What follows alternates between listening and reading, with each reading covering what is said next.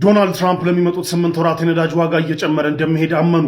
የሆርሙዝ ሰርጥ በመዘጋቱ የነዳጅ ዋጋ መጨመሩን ተከትሎ ለዚህ መፍትሄማ እኔም ሆርሙዝ ሰርጥን እዘጋለሁ የሚል የመጨረሻ የሚያስቅ ሪዲክለስ መፍትሄ ይዘው የመጡት ዶናልድ ትራምፕ በዚህ ጉዳይ ለፎክስ ኒውስ በሰጡት ኢንተርቪው ለሚመጡት እስከ ኖቬምበር ድረስ ኦር እስከ ሚድተርም ኢሌክሽናቸው ድረስ ከኖቬምበር ወር ድረስ የነዳጅ ዋጋ ይቀንሳል ወይ ተብሎ ለጠየቁት ጥያቄ አሁን ካለበት ውድ ከሚባለው ዋጋ እየጨመረ ሊሄድ እንደሚችል አምነዋል ማለት ነው።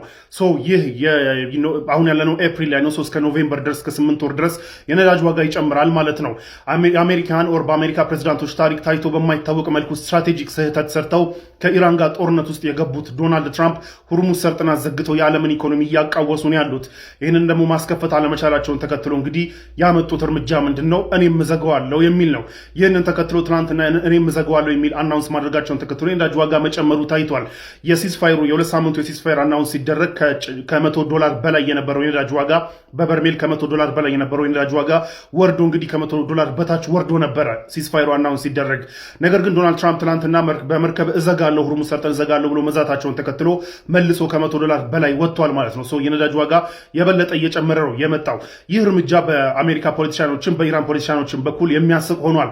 የአሜሪካ ፖለቲሻኖችም እንዴት አድርገህ ነው ሆርሙዝ ሰርጥ በመዘጋቱ ምክንያት የተፈጠረ የኑሮ ውድነት መልሰ በመዝጋት የምታረጋገው የሚል ተቃውሞችና ስላቆች የተሰሙ ሲሆን በኢራን በኩል ደግሞ የኢራን የባህር ኃይል አዛዥም በዚህ ጉዳይ ተሳልቀዋል። እንግዲህ እኛ ሆርሙዝ ሰርጥን የዘጋነው እኮ ነዳጅ እንዲወደድ ነው፣ የምታግዘን ከሆነማ ይመቸናል የሚል ነገራቶች እየተሰሙ ነው ያሉት እና እንዴት አድርገው እንዳሰቡት ዶናልድ ትራምፕ የታወቀ ነገር የለም። እያሳቀን ያለው ዓለምን በሙሉ። ለማንኛውም ግን የኢራንን ድርድር በኢራን በኩል ሲመሩ የነበሩትና እንዲሁም የኢራን ፓርላማ አፈ ጉባኤ የሆኑት መሐመድ ባጋር ጋሊባፍ እዚህ ጋር በምታዩት ትዊት የአሜሪካ ሕዝብ ሆይ አሁን የያዝከው $4 እና $5 የነዳጅ ዋጋ ይናፍቃል። ዶናልድ ትራምፕ ይሄንን ብሎኬድ ኦር ሆርሙዝ ሰርጥን እዘጋለሁ የሚለውን እርምጃ እወስዳለሁ የሚል ከሆነ ይህ ይናፍቃል፣ ከወዲሁ ተዘጋጅ ብለው እሳቸው ማስጠንቅቀዋል ማለት ነው። the bad news is ለሚመጡት 8 ወራት በዚህ መልኩ የሚቀጥል ከሆነ እንደኛ አይነት ደሃ ሀገራቶች ላይ ከፍተኛ ችግር እንደሚያመጣ ግን የሚጠበቅ ነውና ዳስ the bad news። ቢዮንድ ዘገባ በኢራንና በአሜሪካ መካከል ሲደረግ የነበረው ድርድር ሳይሳካ ቀረ አይደለ? ዋትስ ኔክስት ፎር ዶናልድ ትራምፕ? ለዶናልድ ትራምፕ ቀጣይ ያላቸው ኦፕሽን ምንድን ነው የሚለውን እኔ ፐርሰናሊ ከሁለት ኦፕሽን በላይ አይታየኝም። ሌላ ኦፕሽን የላቸውም ከሁለት ኦፕሽኖች ውጭ። አንደኛው ምንድን ነው? ጦርነቱን መቀጠል ነው። እንደምታውቁት ግን ይህ ያዋጣል ወይ፣ ወደዚህ ኦፕሽን ከመጡ ያዋጣቸዋል ወይ የሚለውን ግን ማየት ይቻላል። ዶናልድ ትራምፕ እንደምታውቁት ላለፉት 38 ቀናት ባደረጉት ጦርነት ኦልሞስት ወደ 40 ቀን ባደረጉት ጦርነት አሳካዋለሁ ብሎ የገቡትን አንዱንም ዓላማ ሳያሳኩ ጦርነቱ ወደ ሲስፋየር ወደ ተኩስ አቁም እንደመጣ ታውቃላችሁ። ይበልጥ ብሎ ደግሞ ከታሰበው በላይ ኢራን ሆርሙዝን ዘግታ ዓለምን በሙሉ ስታስጨንቅና የግሎባል ኢኮኖሚን ወደ ኬዮስ ውስጥ ስትከት ዶናልድ ትራምፕ ምንም ነገር ማድረግ አልቻሉም። ሆርሙዝን ማስከፈት አልቻሉም። በሌላ በኩል ደግሞ አሜሪካ ለረጅም ጊዜ ገንብተው የነበረውን አላያንሶች በተለይ ከዩሮፕና ከኔቶ ጋር የነበራቸውን አላያንሶች በሙሉ እንዲፈረካከስ መሆን ችሏል። ዶናልድ ትራምፕ ብዙ ነገር ነው ሉዝ እያደረጉ ያሉት። ከዛ ውጭ ደግሞ አገር ውስጥ ካላቸው ፖለቲካል ሰፖርትን በጣም በከፍተኛ ቁጥር እያጡ ነው የመጡት ከራሳቸው የገቨርንመንት ሰዎች። የራሳ ዲሞክራቶቹን ተውና ዲሞክራቶቹ ድሮም ነው ማይወዷቸው አይደለም። ይሄ ተጨምሮ ሪፐብሊካኖች ውስጥ ራሱ ዶናልድ ትራምፕ ጦርነት አላውጅም ፎሬን ሀገራቶች ጋር አልዋጋም ብለው ፕሮሚስ ገብተው የመጡት ሰውዬ ይህንን ክደው ለእስራኤል ብለው ጦርነት ውስጥ መግባታቸውን ተከትሎ ከራሳቸው የፓርቲ ሰዎች ሁሉ ተቃውሞ እየገጠማቸው ነው። ያ ተቃውሞ ደግሞ ቀን ወደ ቀን በገፋ ቁጥር የበለጠ እየጨመረና የሚቃወሙ ሰዎች ቁጥር እየጨመረ መጥቷል። ደግሞ ኦን ቶፕ ኦፍ ዳት ደግሞ የአሜሪካ ፐብሊክ ፖል ሲሰራ የአሜሪካ ፐብሊክም በጣም ብዙ ፐርሰንቱ ይህንን ጦርነት የማይደግፍና ፖሎቹ በየቀኑ ቀን በገፋ ቁጥር ፖሎቹ የተሰሩ በመጡ ቁጥር ከባለፈው ፖል የአሁኑ ፖል ህዝቡ የበለጠ ፖል ማለት የህዝብ ድምፅ ነው። ህዝቡ የበለጠ እየጠላው ይህንን ጦርነት የበለጠ የማይደግፈው እየሆነ እየመጣ ነው። አገር ውስጥም የፖለቲካ ጫና በርትቶባቸዋል። ዓለም ላይ ኬዎስ ፈጥረዋል። ሆርሙዝን አዘግተዋል። ሆርሙዝ እንደምታውቁት ባይተወይ ከጦርነቱ በፊት አሜሪካና ኢራን ሲደራደሩ እንደነበረ ታውቃላችሁ። ግን ሲደራደሩ የነበረው በኢራን የኒኩለር ፋሲሊቲዎች በኢራን የባለስቲክ ሚሳይል ፕሮግራም ምናምን እንጂ ሆርሙዝ የሚባል ነገር ሲጀመር ድርድር ውስጥ አልነበረም ከጦርነቱ በፊት። ዶናልድ ትራምፕ ግን ዝም ብለው መጥተው የገቡበት ጦርነት ግን አሁን ምን አምጥቶባቸዋል? በአሁኑ ዙር ድርድር ሆርሙዝ የሚባል ነገር አምጥቶባቸዋል። ድርድሩ ላይ ኢራን ሆርሙዝን አንቃ ይዛ ዓለምን በሙሉ አንቃ ይዛ ለራሷ መደራደሪያ ሌቨሬጅ አግኝታለች። ከጦርነቱ በፊት ያልነበራት ሌቨሬጅ ለድርድር ሌቨሬጅ ማለት የሆነ ነገር ይዘ ለድርድር ይህን ካረጋችሁልኝ ነው ይህንን የምለቀው ብለ የምትከራከርበት ነገር ማለት ነው ሌቨሬጅ። እና ይህንን ሌቨሬጅ ከጦርነቱ በፊት በነበረው ድርድር ላይ ኢራን አልነበራትም። አሁን ግን ሆርሙዝን አንቃ ይዛ ነው እየተደራደረች ያለችው። ቴብሉ ላይ ከጦርነቱ በፊት ከነበራት ይልቅ አሁን ሞር ፓወርፉል ሆና ነው የመጣችው። ዶናልድ ትራምፕ ደግሞ ደግሞ ዊከር ሆኖ ነው የመጣው በዚህ ድርድርና ይህ ጦርነት አሁንም የሚቀጥል ከሆነ አገር ውስጥ ያለውን ሰፖርት የበለጠ እያሳጣው የሚመጣ ከውጭ አሜሪካ ረጅም ጊዜ ገንብተው የነበረቻቸውን አላያንሶች የበለጠ እያሳጣ የሚመጣ የኢኮኖሚክ ቀውሱን ሚሊተሪ ጦርነት በመዋጋት የሚመጣውን ውድመት ታውቃላችሁ። ኢቭን የአሜሪካ ኤርፎርስ የአሜሪካ ሚሊተሪ ስታንዲንግ ራሱ በጣም የተፈተነበትና ስሙ በጣም የጠፋበት ነው። በዚህ ውጊያ እንደምታውቁት በጣም ብዙ እንትኖች አጥቷል። ምንድን ነው ቤዞቹን ፕሮቴክት ማድረግ አልቻለም። ቤዞቹ ላይ በጣም ብዙ ንብረት አጥቷል። ዘንድ ብዙ ኤርክራፍቶች አጥቷል። የጦር ጀቶች አጥቷል። ኤፍ35 ተመቷል፣ ባይወድቅም ተመቷል። ኤፍ35 ተመቶ ያቅም የሚባለው ኤፍ15 ተመቶ ወድቋል። ከዛ በኋላ በጣም ብዙ የጦር ፕሌኖች ተመተው ወድመዋል፣ ተመተው ወድቋል። ሄሊኮፕተሮች ወድቋል እና በጣም ብዙ ኪሳራ ከስሯል። ይህንን ሁሉ ኪሳራ ያመጣው ዶናልድ ትራምፕ አት ኤንድ ኦፍ ደ ዴይ መጥቶ ተደራድሯል። ግን ሲደራደር ከጦርነቱ በፊት ያልነበረ ሌቨሬጅ ለኢራን ሰጥቶ ሁርሙዝን አሳንቆ ነው የተደራደረው። አሁንም ወደ ጦርነቱ መለሳለሁ የሚል ከሆነ ሁርሙዝን ማስከፈት እንደማይችል ሳይታለም የተፈታ ነው። የበለጠ ራሱን ወደ በለጠ ሸምቀቆ የሚያስገባና ዓለምን ደግሞ ወደ በለጠ ዲፕ ኢኮኖሚክ ኬዮስ የሚከት ነው የሚሆነው ወደ ጦርነቱ የሚመለስ ከሆነ አያዋጣውም። ወደ ጦርነቱ ተመልሶ ደግሞ እቀጥላለሁ ካለ ደግሞ ዞሮ ቀጥሎ ደግሞ መጥቶ አሁንም ወደ ድርድር ቴብል መምጣቱ የማይቀር ነው። ዶናልድ ትራምፕ ቅድም በሰራሁላችሁ ቪዲዮ ላይ ሁርሙዝ ሰርጥን እዘጋለሁ ብሏል። which is crazy። ከዚህ በፊት ሁርሙዝ ሰርጥን አስከፍታለሁ ብሎ ሲፎክር የነበረው ሰውዬ እዘጋለሁ ብሎኬድ በኔቪ ኦር በባህር ኃይል ተጠቅሜ እዘጋለሁ ማንም መርከብ አያልፍም ብሏል። ከኢራን ጋር አሁን አበረ ማለት ነው። ቤዚካሊ ያው በሱ ቤት እንግዲህ የኢራን መርከቦችም እንዳያልፉና ኢራን ላይ ኢኮኖሚክ ጫና ለማምጣት ነው አኮርዲንግ ቱ ሂም። ግን ያ በአንጻሩ ደግሞ በተቃራኒው ደግሞ ሆል ዓለም ላይ የበለጠ ኬዮስ፣ የበለጠ ነዳጅ መወደድ፣ የበለጠ የፕሮዳክቶች መወደድ የሚያመጣ ነው። ነገር ግን ያው ዶናልድ ትራምፕ ካፈርኩ አይመልሰኝ ነውና እኔም ሁርሙዝን እዘጋለሁ ብሏል። እንደ ኢራናውያን ሆናለሁ እያለ ነው። የማያዋጣው ነገር ነው። ወደ ጦርነቱ ከመጣ በየትኛውም አንግል የበለጠ ወደ ኪሳራ የሚከተው እንጂ የበለጠ እንትን የሚሉ አይደለም። በሌላ በኩል ትሬትን የሚያደርጋቸው ነገራቶች አሉ። ለምሳሌ ዛሬ ሲደራደሩ የነበሩ ተደራዳሪዎችን መግደል፣ ሌሎች የመንግስት ኦፊሻሎችን መግደል ምናምን የመሳሰሉ ትሬቶች፣ ማስፈራሪያዎች ሊጠቀም ይችላል። ኦር የምርም ሊያደርገው ይችላል። ግን ያዋጣል ወይ? ታይቷል፣ ተሞክሮ ታይቷል። አሁን ትራምፕ የገጠመው አንድ ማነቆ ምንድን ነው? ሂስ ፋይቲንግ ዊዝ ፒፕል ሞት ከማይፈሩ ሰዎች ጋር መዋጋቱ ነው። አሊ ላሪጃኒ ፊት ለፊት ተገሎ ኢሚዲየትሊ ነው ሰንበዲ ኤልስ መጥቶ ያንን ቦታ ተከትሎ ውጊያውን የሚያስቀጥለው። ሆሚኒ ተገደለ፣ ኢሚዲየትሊ ሰንበዲ ይተካል። የሆነ ሰው ተገደለ፣ ኢሚዲየትሊ ሰንበዲ ይተካል። እና ለመሞትና ይሄ መስዋዕት ለመሆን ሙሉ ለሙሉ ሬዲ ከሆኑ ሰዎች ጋር እየተዋጋ ነው ያለው። በሞት የማታስፈራራውን ሰው ልታሸንፈው አችልም። ይህ ደግሞ በደንብ በተደጋጋሚ ባለፈው ጦርነትም በተደጋጋሚ ታይቷል። አመራሮች ይገደላሉ፣ ኢሚዲየትሊ ሰንበዲ ይተካል። አመራሮች ይገደላሉ፣ ኢሚዲየትሊ ሰንበዲ ይተካል። ነገ እንደሚገደል እያወቀ ከእንደዚህ አይነት ሰው ጋር ተዋግተህ ልታስፈራራም ልትልም አችልም። እና ወደ ውጊያ ከመጣ የሚያዋጣው አይደለም፣ በየትኛውም አንግል የሚያዋጣው አይደለም። ዞሮ ልክ እንዳሁኑ 40 ቀን እንደፈጀው ጦርነት ዞሮ መጥቶ ተመልሶ ወደ ድርድር መምጣቱ አይቀርም። ግን ወደ ድርድር ሲመጣ ደግሞ ማን የበለጠ ሌቨሬጅ ይዞ ይመጣል የሚለውን የሚታይ ነው የሚሆነው ወደዛ ከሄደ። ምክንያቱም በአሁኑ ዙር የበለጠ ሌቨሬጅ ይዛ የመጣችው ኢራን ነች፣ ሁርሙዝን አንቃ ይዛ ማለት ነው። ሁለተኛው ኦፕሽኑ ደግሞ ምንድነው? ልክ እንደ ኦባማ ረጅም የሆነ ድርድር ማድረግ ነው። በአንድ ቀን ድርድር ምንም አይነት መፍትሄ አይመጣም።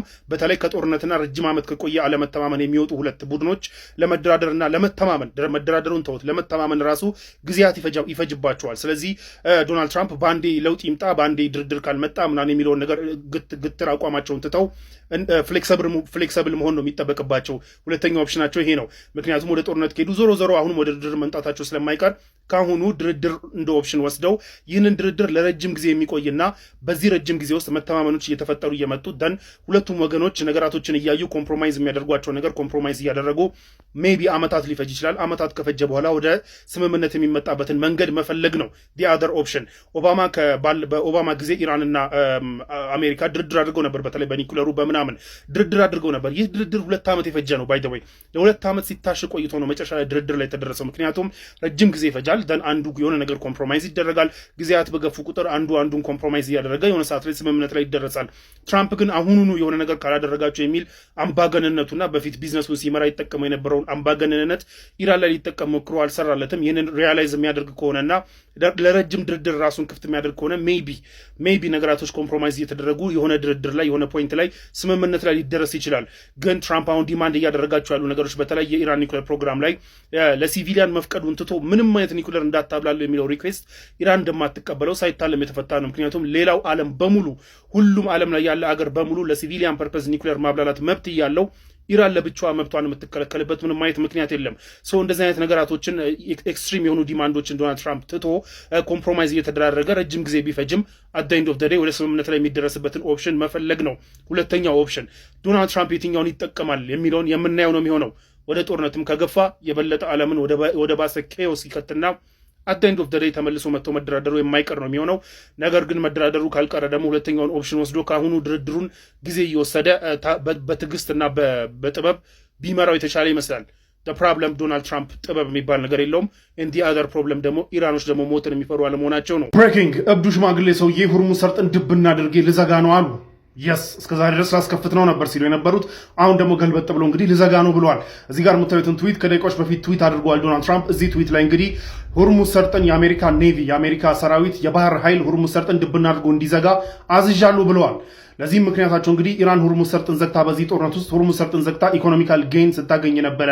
መርከቦችን እያስከፈለች በማሳለፍ ገንዘብ ስታገኝ ነበር። ደን ኦን ቶፕ ኦፍ ዳት ደግሞ የእሷ ነዳጅ ጫኑ መርከቦችም ሲያልፉ ነበር። በዚህ ምክንያት ሁርሙዝ ሰርጥን ዘግታ ሌሎቻችን ላይ የተቀረው ዓለም ላይ የኢኮኖሚ ቀውስና የኢኮኖሚ ጫና ስትፈጥር እራሷ ግን ኢኮኖሚካል እየተጠቀመች ነው እና ይህን ማስቆም አለብን ነው ሀሳባቸው። ለዚህ ደግሞ ያመጡት ሀሳብ ምንድን ነው?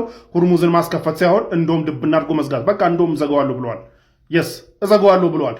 በሳቸው ሀሳብ ምንድነው? የትኛውን መርከብ እንዳይገባም እንዳይወጣም ትዕዛዝ ሰጥቻለሁ ነው። ስለዚህ ለኢራን ከፍሎ የሚወጡም ሆነ የኢራን ነዳጅ ጫኑ መርከቦች እንዳያልፉ በማድረግ ኢራን ላይ ኢኮኖሚክ ጫና ለማምጣት ነው ይህ ሀሳብ።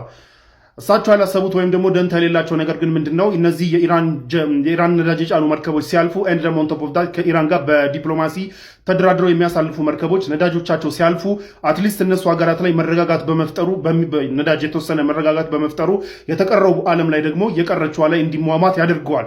አሁን ግን ያችንን ብሎክ አድርገው እንግዲህ የበለጠ የነዳጅ ዋጋ ላይ ተጨማሪ ጭማሪ እንዲፈጠር ነው የሚያደርገው ነው የሚለው። አኮርዲንግ ቱ ኤክስፐርትስ እንደዚህ ነው። ሎጂካሊም ስታስቡት እንደዛ ነው። እየወጡ የነበሩትን መርከቦችን ማስቆም የበለጠ የነዳጅ ዋጋ እንዲጨምርና የበለጠ እጥረት እንዲፈጠር ነው የሚያደርገው። ነገር ግን ዶናልድ ትራምፕ ይሄ ጉዳያቸው አይደለም ማለት ነው አፓረንትሊ። ስለዚህ ሁርሙዝ ሰርጥን ድብና አድርጌ እዘጋለሁ ብለዋል።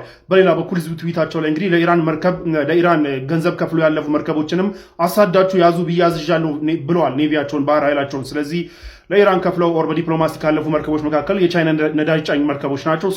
የቻይናንም ሊይዙ ነው። ኢትስ ጎይንግ ቱ ቢ ዴንጀረስ እንደዚህ አይነት እርምጃ። ለማንኛውም ግን ዶናልድ ትራምፕ ያው ትዊት ላይ የሚናገሩትና በጀርባ የሚያደርጉት ነገር የተለያየ በመሆኑ ያደርጉታል አያደርጉትም የሚለውን ግን አይገስ ዊል ሲ።